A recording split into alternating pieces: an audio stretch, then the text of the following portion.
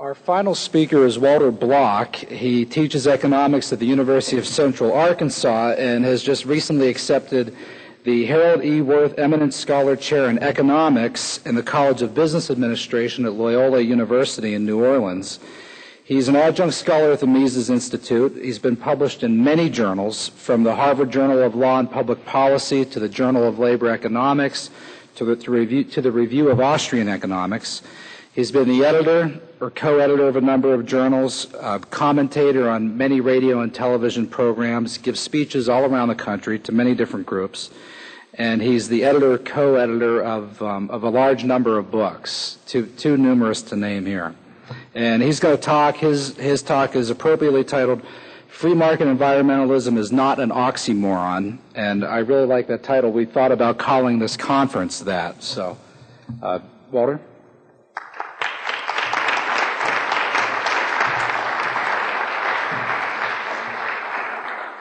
Thanks for the kind introduction. I was listening to Doug Bandau's speech, and he mentioned that a lot of environmentalists now are very leftish, and I have a thing to keep in mind when you hear a story like that, with which I fully agree, and that is, think of watermelons. These people are green on the outside, but red on the inside, just a way of putting that. I have 3 stories that I want to tell you about environmentalism. As all good stories have to start, long time ago in a faraway country. Actually, it's not a very faraway country, but it was long ago, and that was in the 1830s. You had a spate of what were then called nuisance lawsuits, and we would now call them environmental lawsuits. Typically what would happen would be some railroad would come along and get sparks out onto a farmer's haystack, and the farmer would go to court and say that their railroad set fire to my haystack, and I want damages, and I want an injunction to get them to stop it. Or another case would be some little old lady would hang up her washing on a line, and some factory a mile away would pollute, dark smoke, and get her laundry dirty. And again, she would go to court, and pretty much in those days, because we had a legal regime of protecting private property rights, the courts were very respectful of that, very receptive to that. Namely, these courts would grant injunctions, namely prohibitions of the violators, the polluters, the people who were trespassing their dust onto the property rights, onto the property and lungs of other people, or haystacks. They would award damages for the damage done, and they would grant an injunction. And this was very salutary. This was very good because there were no externalities. The companies had to pay their internal costs, land, labor, and capital, insurance, what have you, but they also had to take into account external costs, namely pollution. They would be led as if by an Adam Smith's invisible hand to use clean burning anthracite coal, even though it was a bit more expensive, rather than dirty burning sulfur coal, because they knew that if they used the sulfur coal, they'd get a bunch of old ladies on their case, and they'd pay big bucks. So they had to take these things into account. Railroads had to try to prevent sparks. They'd have spark prevention devices, what have you. There was even a nascent forensic environmental industry. Now, you all know what forensics is, and forensics is the study of blood and hair follicles and semen and fingernail, stuff under your fingernail. And the reason we have forensics is because we have laws against murder and rape. And given that we have laws against murder and rape, it behooves us to find out who done it. Well, one way to find out is to have a scientific crew to inspect semen and whatever, to find out who the bad guy is. Well, in the good old days, in the 1830s, we had environmental forensics, which meant, here's a piece of dust, where did it come from? Let's go get that guy, because he's trespassing. Okay, that's the first scenario. That was the good guy story. Now, along in the 1870s, 60s, 80s, this was the so-called progressive period. This was one of the first pushes of socialism, or coercive socialism. And at that time, a new legal regime came into effect. And in that time, U.S. was not number one. You know, nowadays we have this March Madness with the basketball, and everyone's yelling, we're number one, or we want to be number one. Well, the U.S. wanted to be number one, and Great Britain was number one. And the way to become number one was to have more manufacturing. This was a new legal philosophy that took place in the 1880s, 1890s. This was a gradual process. And then what happened when some old lady would come to the court, or some farmer would come to the court and say, well, there's an environmental pollution, protect my property rights, grant me an injunction, grant me damages, they'd say, what? Your stinking, sniveling, selfish private property rights? The hell with your stinking, sniveling, selfish private property rights? Boy, that's a mouthful. There's a higher good, a higher goal. And you have a little drum roll, and what's the higher goal? Well, we got to be number one. We got to, whip Britain's butt or something. And the way to do that is to give carte blanche to manufacturers. Let them do their thing. Let them use other people's lungs and property as sinks for disposal of pollution.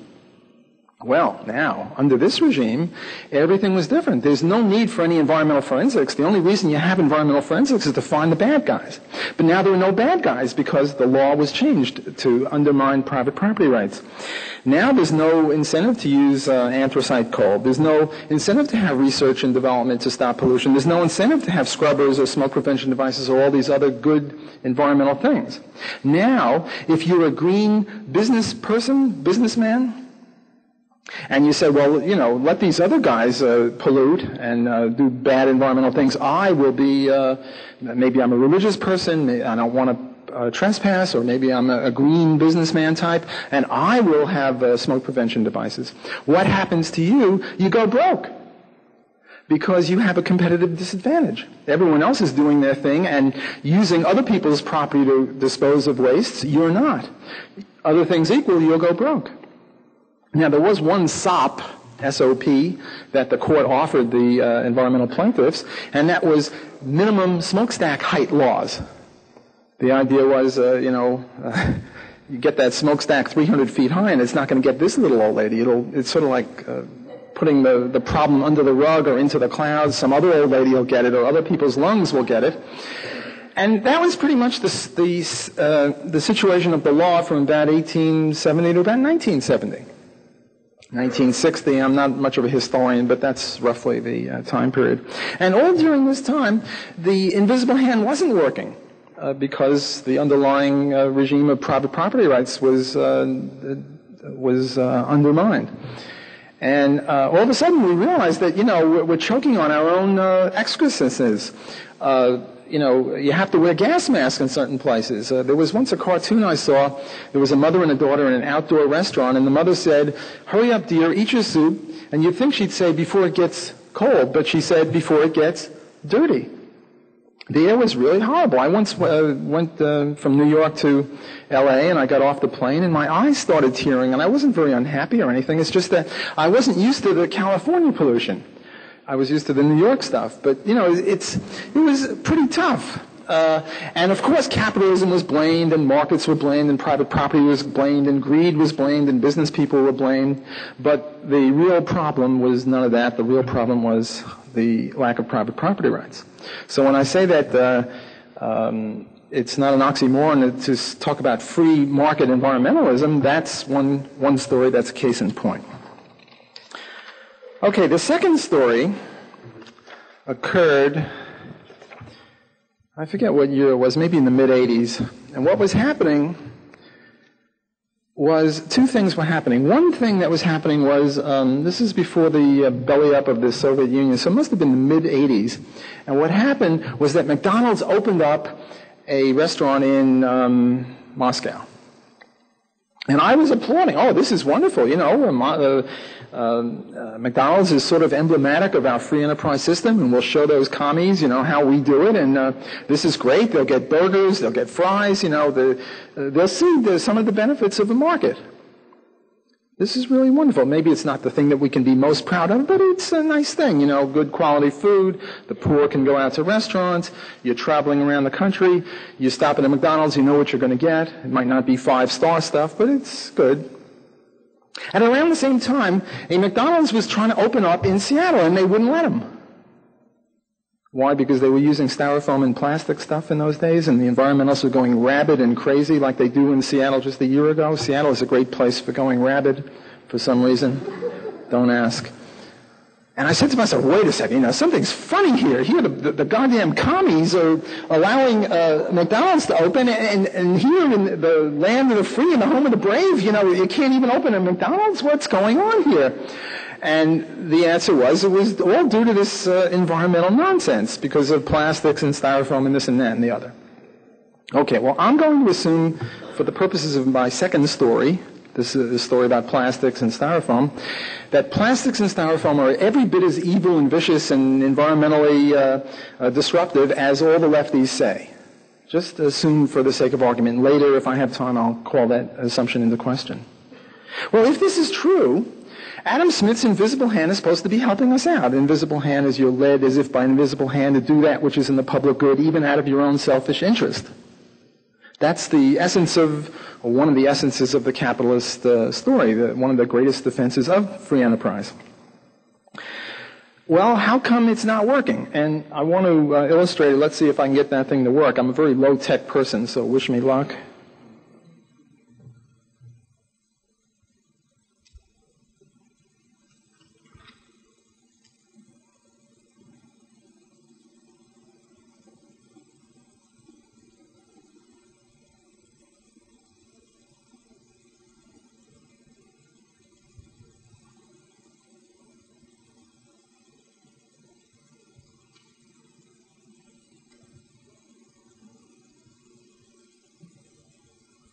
Okay, what I'm doing here is I'm going to take you to, my first scenario here is you're now at the supermarket checkout counter. And they've rung up all your groceries and they ask you this $64,000 question, paper or plastic bag. And I'm going to assume that the costs of these things are explicit, not implicit as they are in many cases. Although there are some supermarkets where they'll charge you for a plastic bag or a paper bag. Let's assume that they do it explicitly so we can have something out here to show you. And let's assume that it costs a penny to produce a paper bag and a penny to produce a plastic bag. And do you have any incentive to eschew the unenvironmentally sound plastic bag? No, because it's a penny versus a penny. So the only incentive that you have to act in a green way, to act environmentally soundly, is benevolence, which is all well and good. Benevolence is great, and some of my best friends are friends, and I smile once in a while, and, benevolence is nice. But, you can't really count on it as much as you can for selfishness. So we're not really doing too well yet defending the marketplace because what Adam Smith said about benevolence, he says it's not from benevolence that the butcher and the baker and the candlestick maker give you their products. It's out of a keen analysis of their own selfish interest. So I'm not against benevolence, but I think we need more to show the viability of markets than benevolence, and so far we don't have it. Okay, let's try again.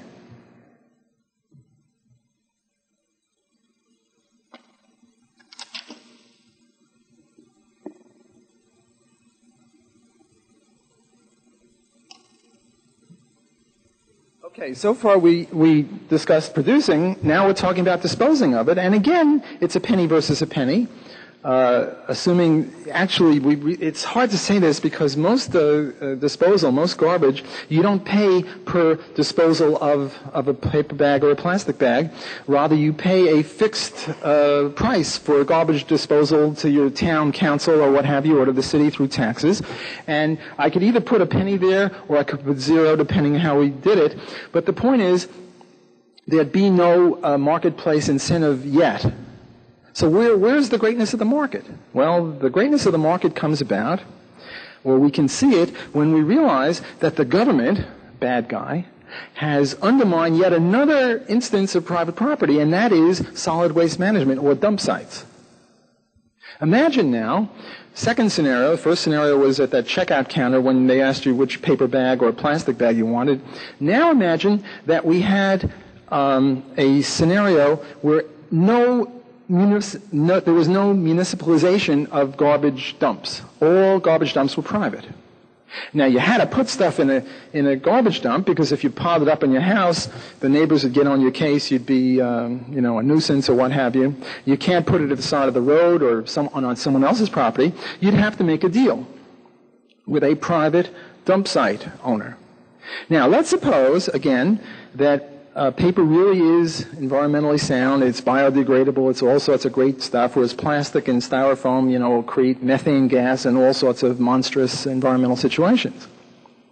Let's suppose that the real cost of putting a piece of paper bag into the ground is a penny, and that the real cost, the full cost of putting a plastic bag into the ground is $5. Namely, anyone stupid enough, any private owner stupid enough to allow you guys to put a plastic bag in his land is going to lose $5 per plastic bag. You get it? Okay? Well, what then will the market generate as the cost of disposing of a plastic bag? Would it be $10 or $9? No, because then excess profits would be made, and in equilibrium, not that we always reach equilibrium or even indeed ever reach it, but let's assume for simplicity that we are at equilibrium, the price would have to be no higher than 5, because at 5 or 1 or more you make profits. Nor could the price be 4, 3, 2, or $1, because then you would lose money and eventually go bankrupt. So, if we had privatization of solid waste management disposal dump sites, the scenario would look a little different.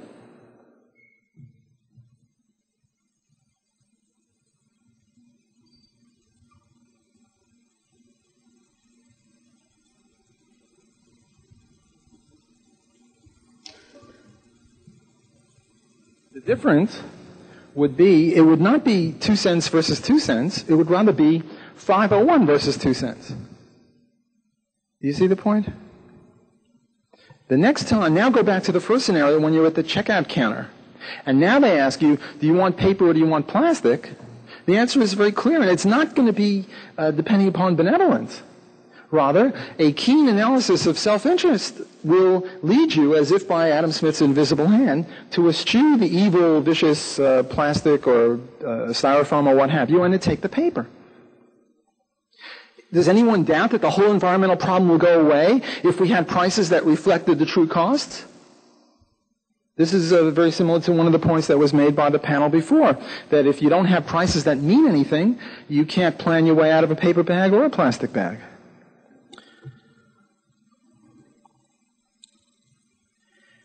Now, what is the true case? Is it really true that plastic is so bad and styrofoam is so bad? Well, there was this guy, William Rathje, R-A-T-H-J-E, who is a garbologist. A garbologist is like an archaeologist, only an archaeologist, gets into ancient ruins. A garbologist gets into garbage. Now, it's true, no little kid grows up wanting to be a garbologist. On the other hand, no little kid grows up wanting to be a proctologist either, and yet we have them. So we have garbologists, and according to the Rathje, can you imagine some proud mother saying, "My son, the garbologist"? It, doesn't quite ring true.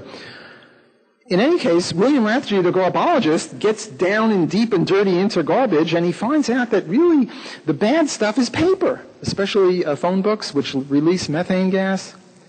Now, I'm no garbologist. I don't know. I just sort of, take it on faith, but I have no bias one way or another. My bias is toward the market to show how private property rights can help you. You see, the point is that at 501, it doesn't mean that no plastic bags would ever be used. Rather, it means that plastic bags would not be used unless they were worth 501 or more than 501. What kind of plastic bags would still be used? Well, the stuff that they drip into your arm when you're in the hospital. Can't use a paper bag for that. You use a plastic bag. The point is that the market would naturally gravitate toward rational use of resources if the market were allowed to be the market. But if the government rescinds the market, in this case solid waste management or dump sites, then of course it can't work. And similarly with packaging. The reason we have so much packaging and stuff that's so hard to recycle, you've got orange juice, frozen orange juice with tin, with plastic, with cardboard, which is very expensive to recycle, because there's no incentive to do it, because you don't pay for that. If you had to pay more to dispose of hard-to-recycle stuff than easy-to-recycle stuff, you'd be buying the easy-to-recycle stuff, and any company that didn't give you that would go broke. So there are sort of waves of ramifications of markets here. Private property, or the lack of private property in one area, translates into socialist chaos in other areas.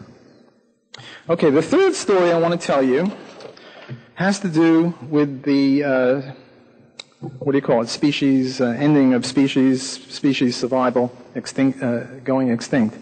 And I don't want you to laugh at me because I'm not a great artist, but I'm going to draw a picture of a cow and a buffalo. And the reason I can draw a picture of the cow and the buffalo is because we, as social scientists, we as economists, have to explain why it is that the cow never went within 1 million miles of being extinct, whereas the buffalo almost bit the dust. So here goes my artistry.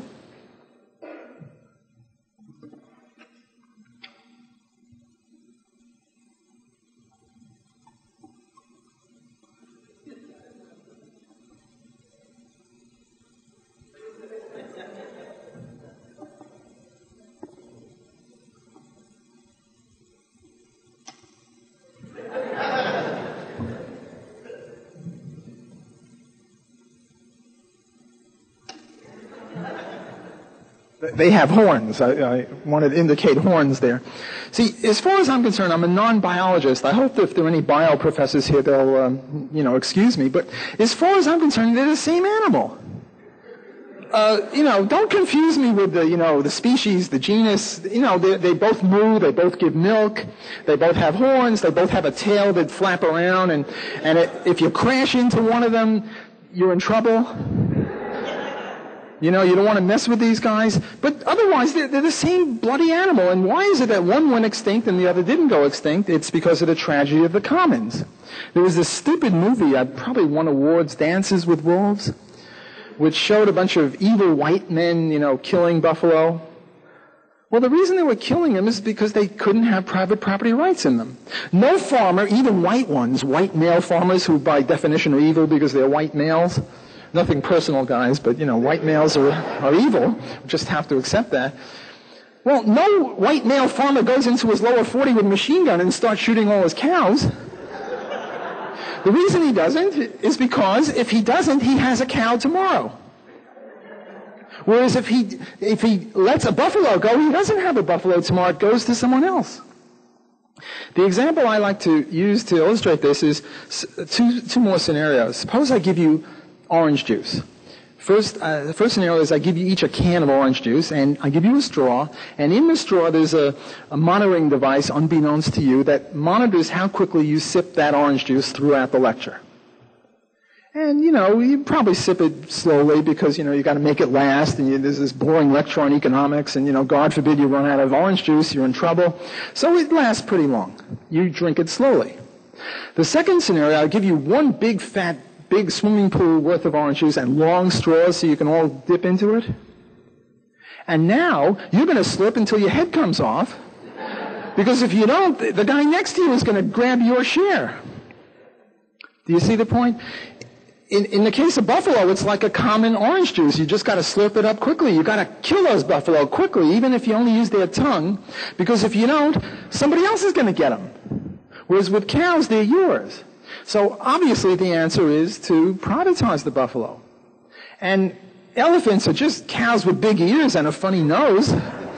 To continue my biological lesson here, and I hope I'm not tossed off the stage for this because, we're weak on biology. But the key is the tragedy of the commons, which is underlying why the black rhino and the elephant and these other animals that some of the other speakers mentioned are in such trouble. And also, as they mentioned, when they are privately owned, then people tend to economize on them. I just want to end with one last point. See, I'm not really against collectivism. I'm not really against communism, and as in communism. I'm not really against the commons. I'm not really even against socialism. I'm against the coercive versions of those things. In other words, don't take this buffalo cow business to assume or to derive or to imply that I'm opposing all collectivism or all communalism or all commons. After all, a partnership is a commons. The key is it a voluntary one or is it a coercive one? And I want to draw something else to illustrate that.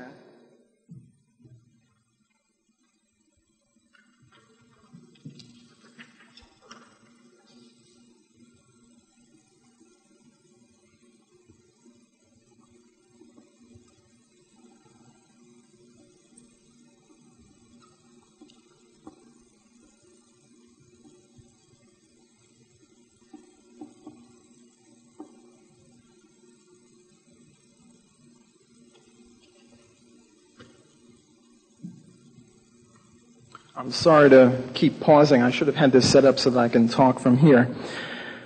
What I'm trying to say is that there's a 2-by-2 matrix.